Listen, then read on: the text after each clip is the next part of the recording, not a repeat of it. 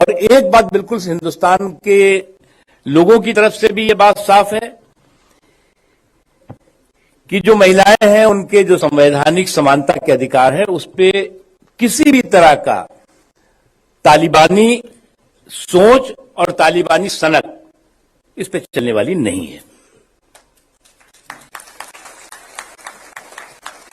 आप कहते हैं कि जी आपने जो है वो क्यों महिलाओं को जो है वो कह दिया कि साहब शादी में जो है वो एक बराबर एक ही जो है वो उम्र के लड़के और लड़कियों की शादी का होना चाहिए। क्या ये हिंदुस्तान में पहली बार हो रहा है क्या?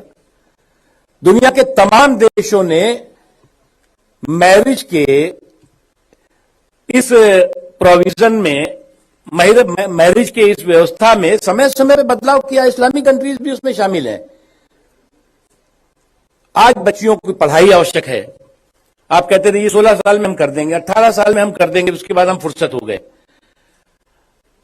बच्चियों की पढ़ाई भी चाहिए। वो आज उनकी एजुकेशनल इंपावरमेंट के साथ साथ सोशल इंपावरमेंट की भी जरूरत है। अब कुछ लोग उनके बयान ऐसे देते हैं, मुझे तो बहुत आश्चर्य होता है।